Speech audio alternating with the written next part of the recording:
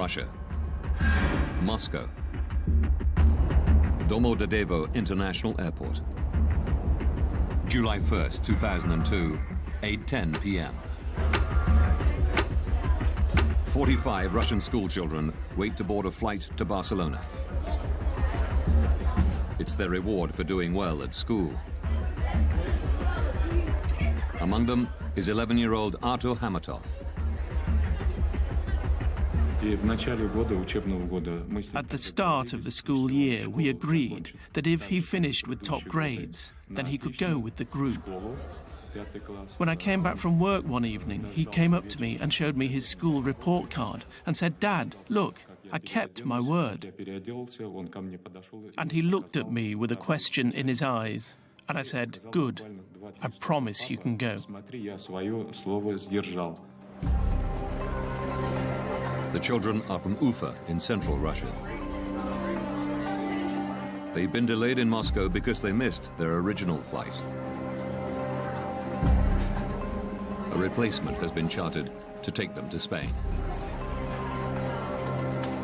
Flight BTC 2937 is now ready for boarding. Also on the flight are Svetlana Kaloyeva and her children, Konstantin and Diana. They're visiting their father, who's been working in Spain for a year and a half.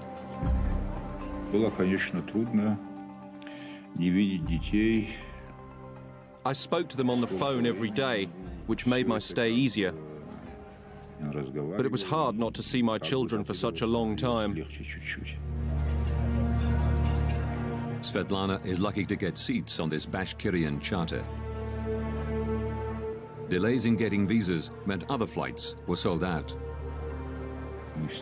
We were finally going to see each other and we were going to have fun together.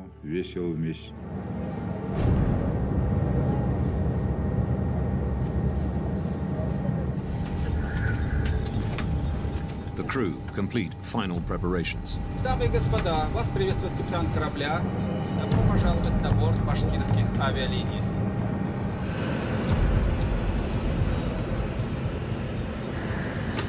8:48 p.m.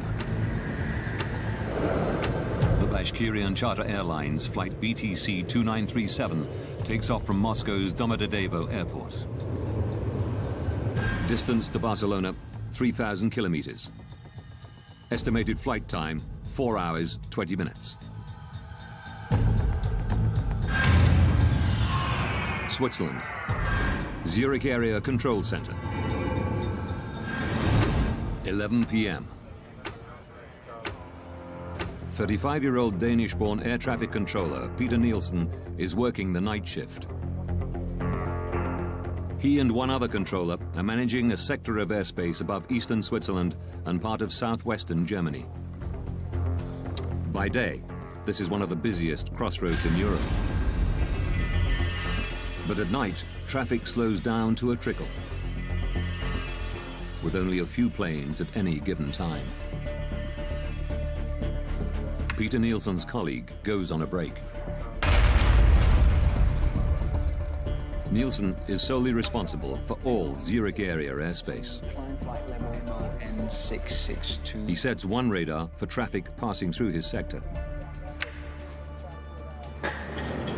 and the other for planes coming into land at nearby Friedrichshafen Airport.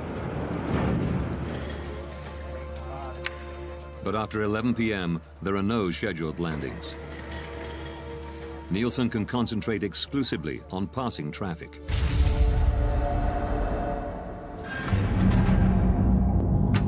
(11:06). Svetlana Kaloyeva and her children, along with the other passengers on the Bashkirian charter, cruise 36,000 feet above Austria.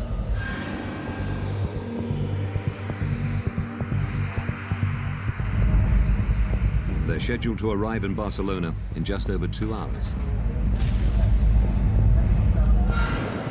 600 kilometers away, a DHL Boeing 757 takes off from Bergamo in Italy. Destination, Brussels. The captain and the co-pilot are the only people on board.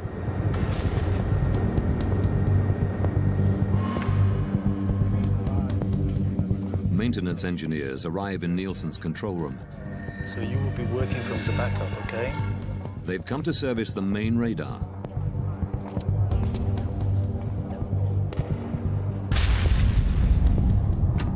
(11:21). The DHL cargo plane, flight DHX 611, enters Nielsen's airspace. The captain requests permission to climb to 36,000 feet. Swiss radar, good evening, DHX 611. DHX 611 identified. Expect a further climb in 4 to 5 minutes. Before allowing them to climb, Nielsen has to regulate traffic. Descent flight level 320. The maintenance engineers now need to work on the telephone system. Work fast, please. 11:25 p.m. An unexpected plane is approaching Friedrichshafen.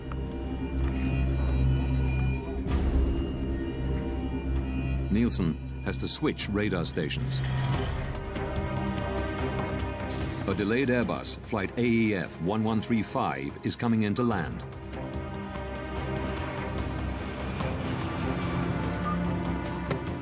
He calls the airport's control tower to let them know.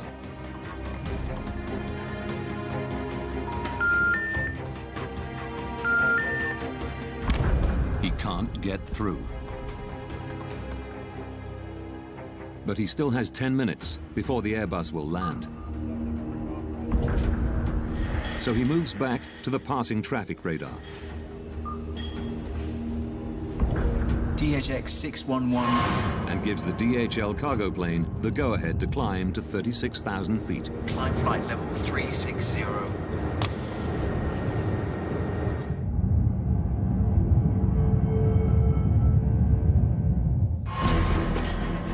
Nielsen then returns to the Airbus and calls Friedrichshafen Airport again.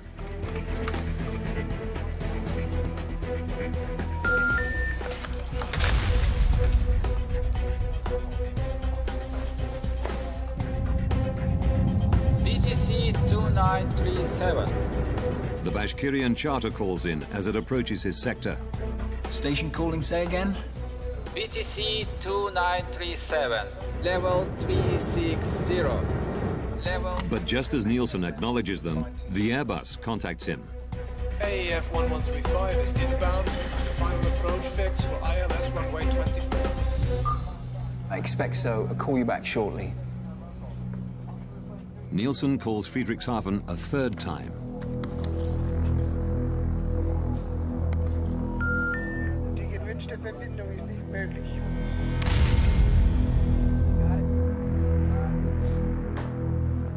AEF 1135. He radios the Airbus and tells them to contact the airport directly.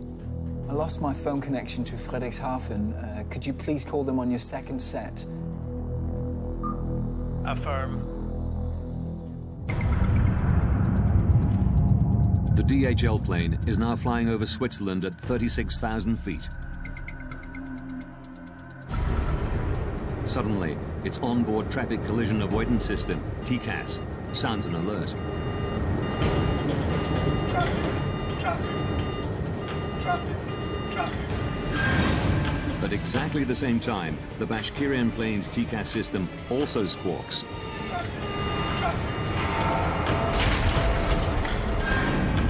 The two planes are now 25 kilometers apart. They're flying at exactly the same altitude to exactly the same spot.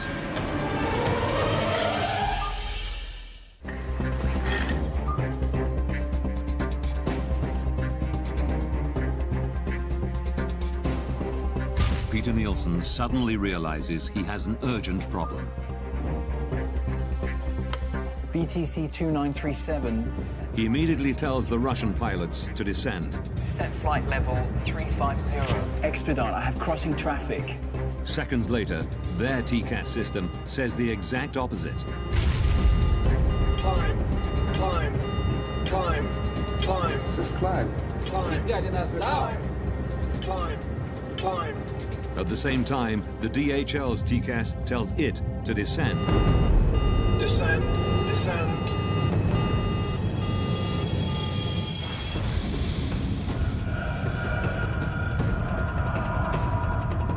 The Bashkirian crew don't know which command to follow. Nielsen repeats his instruction. Expedite, descent level 350, BTC 2937.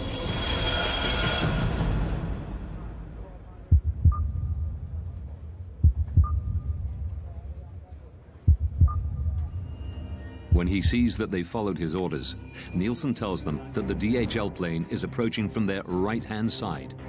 We have traffic at your 2 o'clock position, now at 360. He switches back to the Airbus.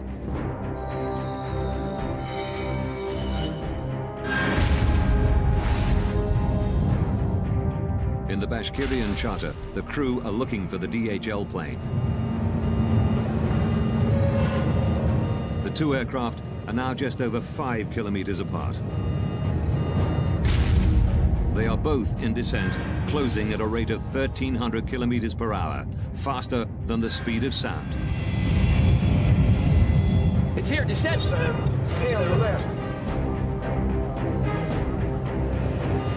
Descend hard, descend!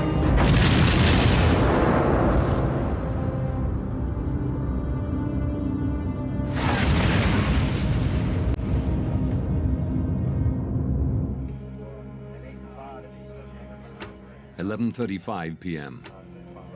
AEF 1135. The Airbus crew have finally made contact with Friedrichshafen Airport. Can we go, Friedrichshafen? Nielsen can now hand over the plane. Affirm, bye-bye.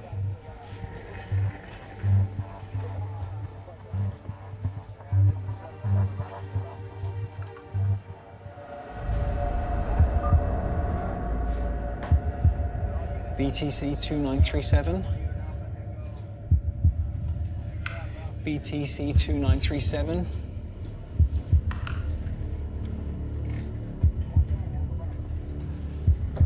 BTC 2937.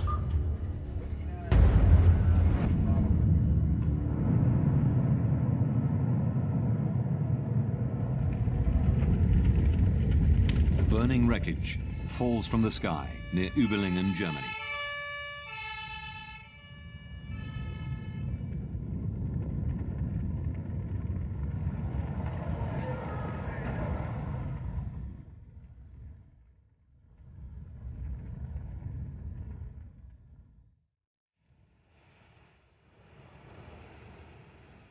At daybreak, the police launched the biggest operation the area has ever seen. Firefighters have put out the blazing debris. Rescuers must begin the grim task of looking for bodies. The aeroplanes crashed down and all people inside are died.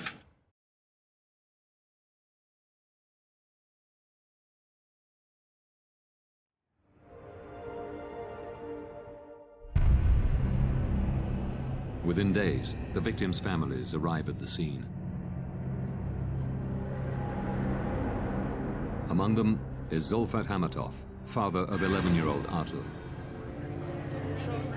Через 2 дня мы полетели в Германию. Это был шок. Мы все были в шоке. It was a shock. Many parents were fainting when we saw the broken plane wings, the broken tail. We still hoped that these children would run in, appear from somewhere, and probably every parent believed in some miracle. Vitaly Kaloyev flies in from Barcelona, holding out for news that his wife and children were not on the flight. One has to be certain.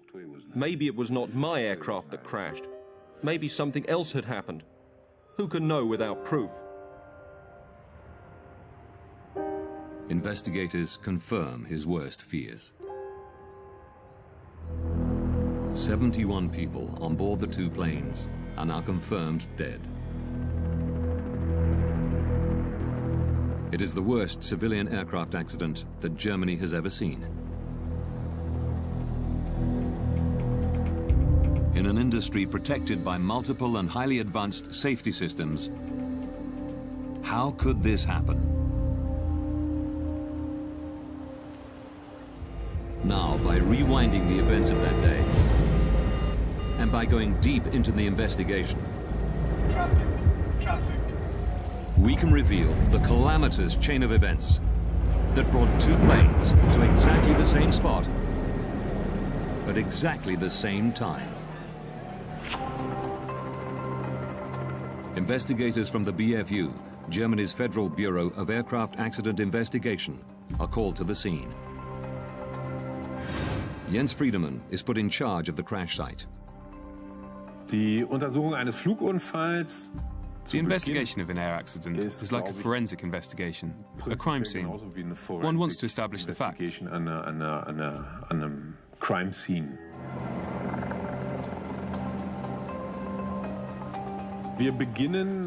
At the accident site, we start in total chaos. There's wreckage lying around everywhere. Also da liegen viele Wrackteile.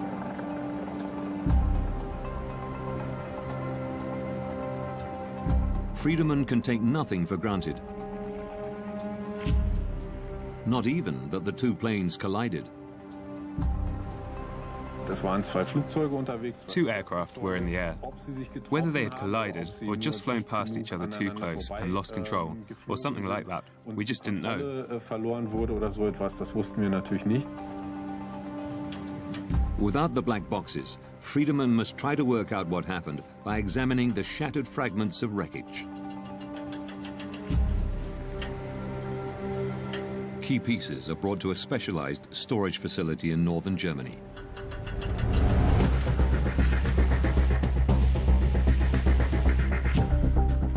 To Friedemann's eye, the mangled metal soon tells a clear story. The Boeing made contact with the Tupolev in one spot. The vertical tail section was broken off. The Tupolev was damaged around the left wing and on the left-hand side of the fuselage. There was also evidence of a collision on the underside of the right wing. The wreckage reveals that the DHL cargo plane and the Bashkirian charter did collide mid-air. We now know what happened. The question is, why did it happen?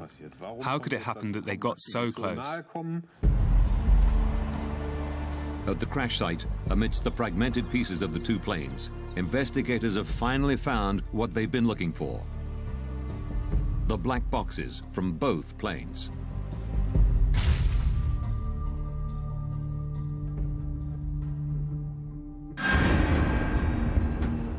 This was very important for us as accident investigators. The BFU's Johann Reuss joins the investigation. It is his job to analyze the contents of the recorders. The cockpit voice recorders help us understand what happened in the cockpit, how the pilots reach their decisions. Reuss begins by examining the pilot's traffic collision avoidance system, TCAS. Our first question was to establish whether TCAS had worked the way it was intended to, the way it was designed. TCAS builds a three-dimensional map around an aircraft using its altitude, speed, and heading. All planes fitted with TCAS constantly transmit this information to each other. If planes get too close to one another, TCAS warns the pilots. Traffic. And if necessary, gives them what is called a resolution advisory. Descend.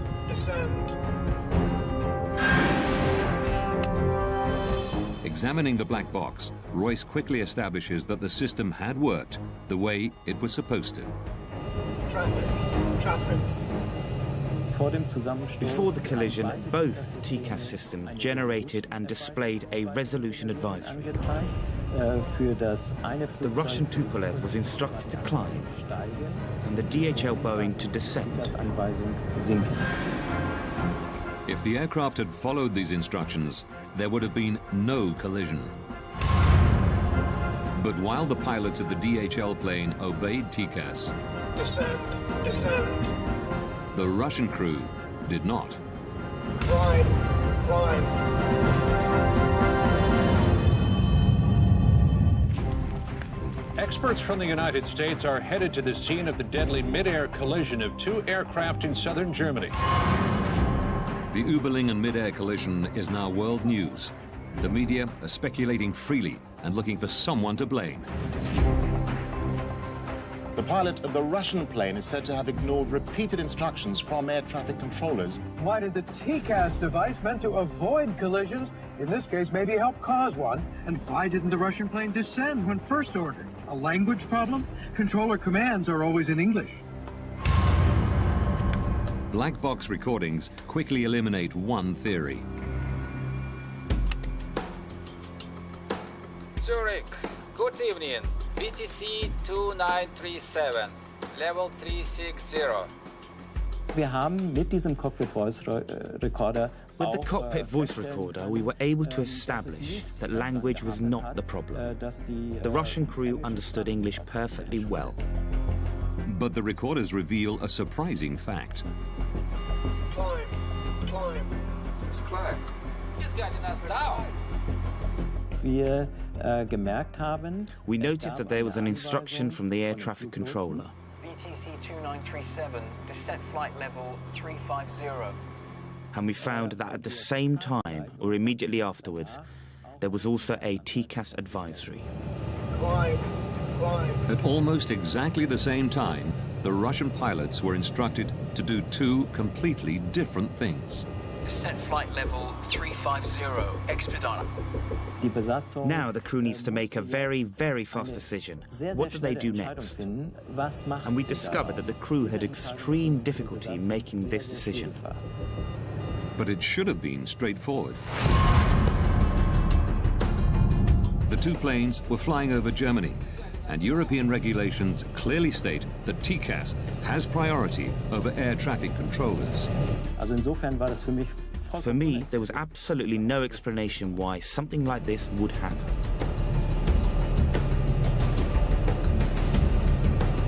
Climb, climb. Warum hat die Besatzung Why didn't the crew use TCAS the way it could and should be used? sollte oder TCAS nutzen könnte? By April 2001, TCAS was mandatory in most of the world. But investigators discover one notable exception: Russia. Could it be that the Russian crew did not know how to use TCAS? Rustam Mustafin is a former Bashkirian pilot.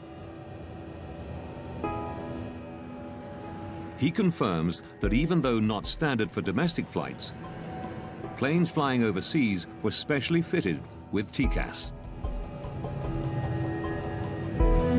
Как только международное сообщество ИКАО предъявило требования по снабжению. As soon as the TCAS requirement was introduced, the training school of Bashkirian Airlines ensured that our pilots were trained to use the system.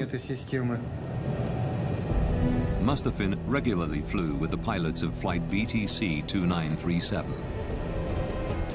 By the time of the disaster, we had acquired extensive experience using it. The crew knew how TCAS worked, but ignored its instructions.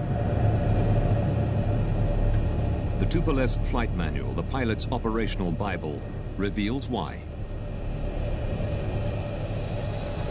Wir haben aus diesen Handbüchern gelernt, dass We learned from these manuals that the orders from air traffic control always have a higher priority.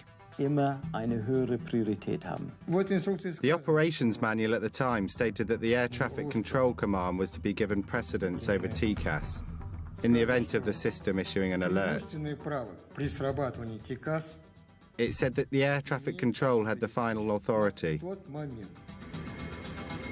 Contrary to European regulations, the Russian crew were trained to use TCAS only as an advisory system and could choose to follow the controller's instructions if they wanted. They were following TCAS regulations, but Russian style. I would have done exactly what these guys did. I would have carried out the air traffic control command. Suddenly, we were able to understand why the crew acted the way they did. Investigators have discovered why both planes were in descent. While the DHL crew had followed TCAS, the Russian pilots obeyed air traffic control. But this doesn't answer a more basic question. TCAS is meant as a system of last resort. The planes shouldn't be close enough even to trigger it in the first place. Investigators have turned their attention to the air traffic control room. A controller must advise pilots to change altitude at least 2 minutes before a potential conflict. But Peter Nielsen didn't tell the Russian crew to descend until just 43 seconds before collision. BTC 2937 descent. Why did the air traffic controller issue the separation order so late? So late that the danger of an accident actually existed.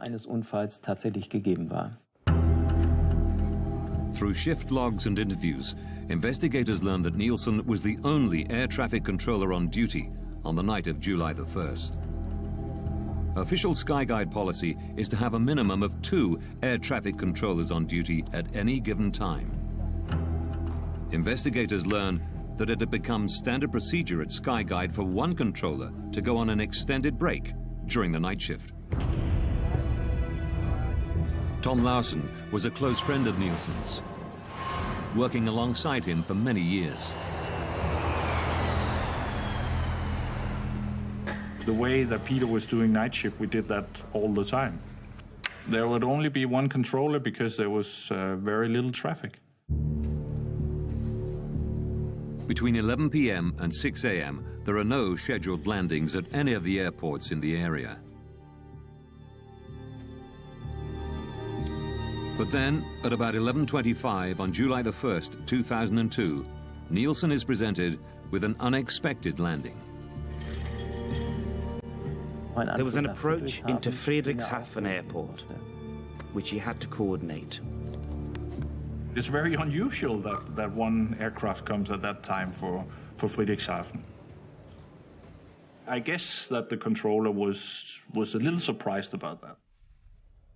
Regulations state that Nielsen must contact the airport control tower before bringing the delayed plane in for landing.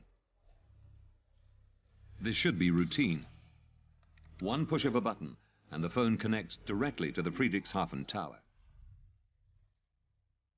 But records show that Nielsen can't get through. Investigators learned that because of maintenance work, Nielsen's phone system was in backup mode. Even then, the controller should be able to make a call at the push of a button. But a technical examination of the phones reveals a terrible problem.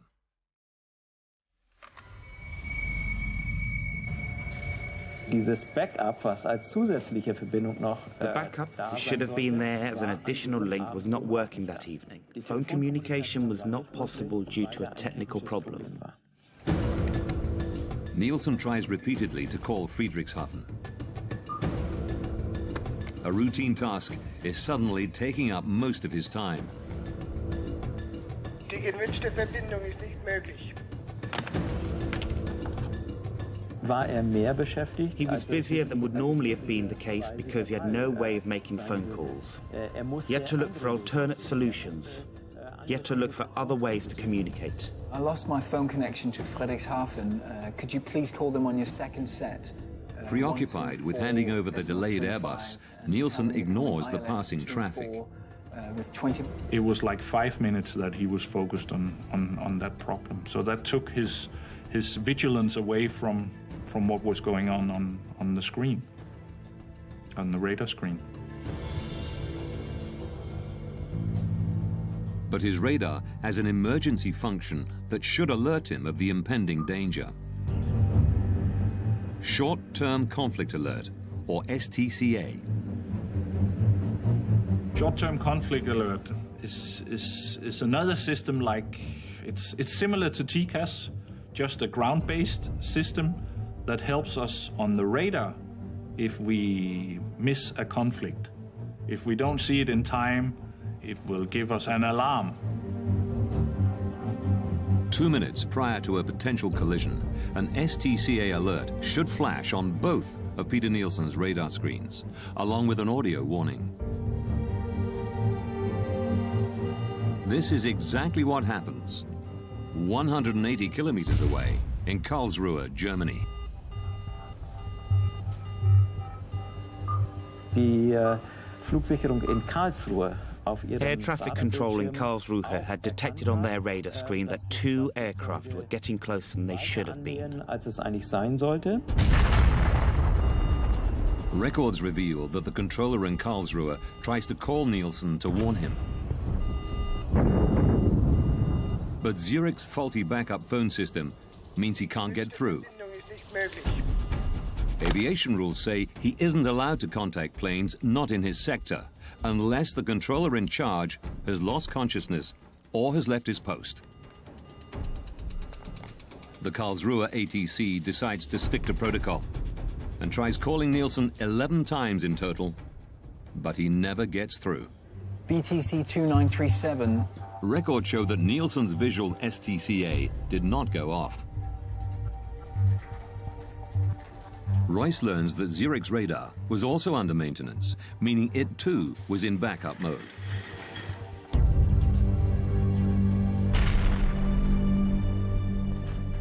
Durch die geplanten Arbeiten an dem The planned maintenance work on the radar system meant that not all the functions present during normal operations were actually available. In backup mode, there is one particular emergency feature which Nielsen does not have. The visual STCA alarm. It's the final piece of the puzzle to explain why Nielsen didn't order the Russian plane to descend until a mere 43 seconds before collision.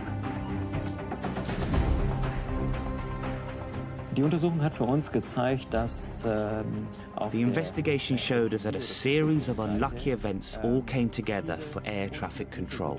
zusammengekommen sind. Had Nielsen heard the STCA alarm before the plane's onboard TCAS systems kicked into action, there would have been no conflict and the accident would have been avoided.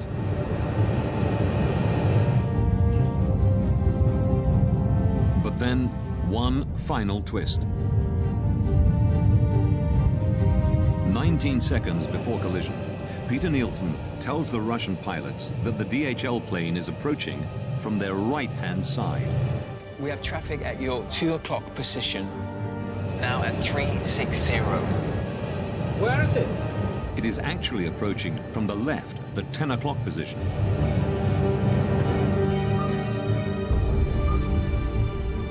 The only explanation investigators can find for this mistake is stress. It's uncertain if the Russian pilots would have had time to pull up and avoid collision, even if they had spotted the DHL plane earlier. But the records show that in the final seconds, they tried.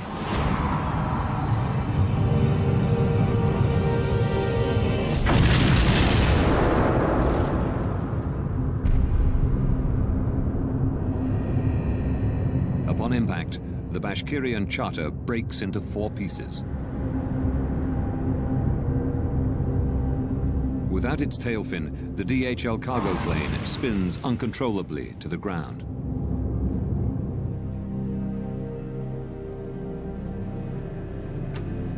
February 21st, 2004. As investigators write up their final report, Vitaly Kaloyev flies to Zurich. He's become obsessed with finding somebody to blame for the death of his wife and children.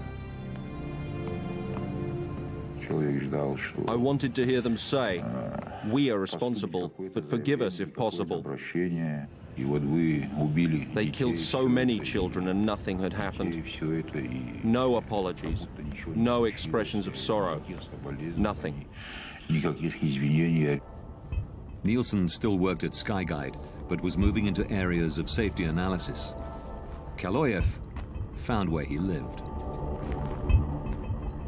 I went to see the controller. I knew he had been on duty that night. All this had to be brought to an end. Everything had to be closed. I didn't want to wait any longer and decided to finish this myself. Nielsen came out. He was taller than me. I showed him the photos of my children lying in their coffins. He pushed my hand away. Then he got what he deserved.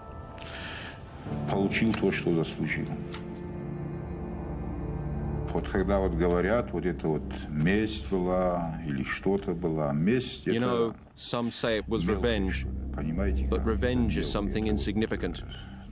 One is avenging when one has been deeply insulted, but this was not revenge. This was punishment.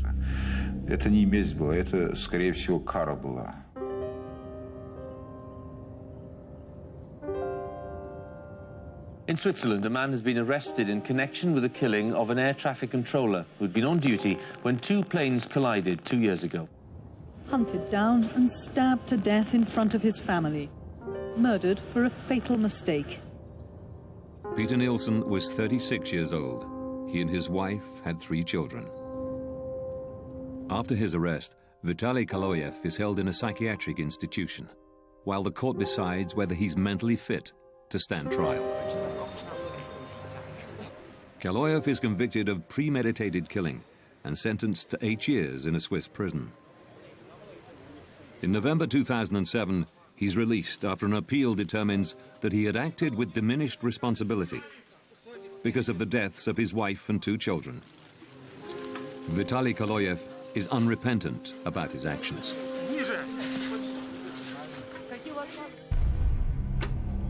In May 2004, after almost 2 years of painstaking work, the German investigative team publish their final report.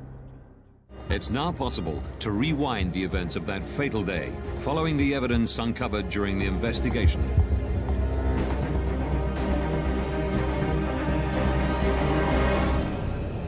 July 1st, 2002. 8:48 p.m. 2 hours, 47 minutes from disaster. A Bashkirian Airlines charter takes off from Moscow's Domodedovo airport. 20 minutes from disaster. At the Zurich Area Control Center, 2 air traffic controllers are on duty. One goes on a break. Peter Nielsen is now working alone. 12 minutes, 33 seconds from disaster. A DHL cargo plane enters Nielsen's airspace and requests permission to climb to 36,000 feet. 9 minutes, 49 seconds from disaster. A delayed Airbus is coming in to land at Friedrichshafen Airport. Nielsen tries to call the airport to hand over the flight. But his phone system is in backup mode due to maintenance, and the backup system has a fault. 5 minutes, 21 seconds from disaster. The Bashkirian charter radios Nielsen. It's flying at 36,000 feet and is about to enter his airspace. Good evening, BTC 2937. 2 minutes from disaster. The Bashkirian and DHL planes are now at the same altitude, less than 44 kilometers apart, closing in on each other faster than the speed of sound.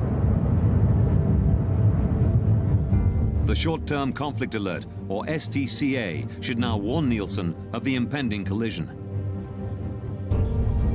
But his radar is also in backup mode, so the STCA is not fully functioning. 43 seconds from disaster. Nielsen finally notices that the 2 planes are on a collision course. He immediately tells the Russian pilots to descend. Descent flight level 350.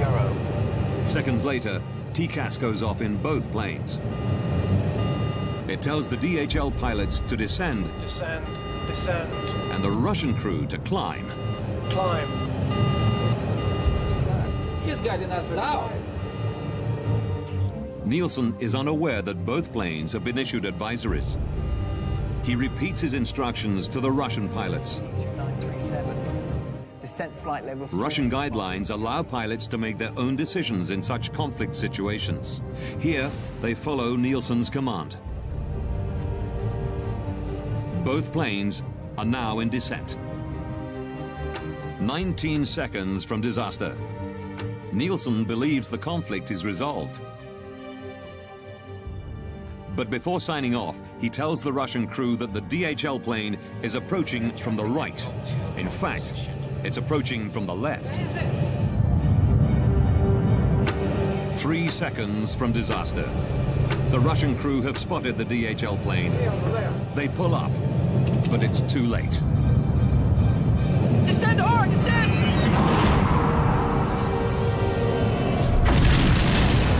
At 11:35 p.m., the planes collide 35,000 feet above the city of Überlingen, Germany.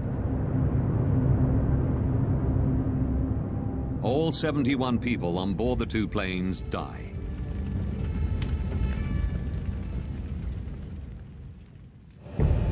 The German investigative report concluded that Peter Nielsen and the Russian pilots had made serious mistakes. But the primary cause of the accident was negligence on the part of Skyguide. In May 2004, immediately after the BFU report is published, at a press conference in Zurich, the CEO of Skyguide, Alain Rossier, issues a formal apology. Es sind auch bei uns Fehler gemacht worden und wir We too have made mistakes, and we most deeply regret this. We take responsibility, as outlined in the German investigation report. And we ask the families of the victims for forgiveness. In September 2007, a Swiss court finds 4 Skyguide employees guilty of negligent homicide.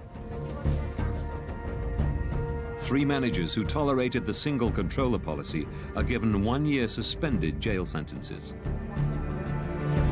The project leader overseeing the maintenance work on the night of the collision is fined 13,500 Swiss francs, roughly $11,000.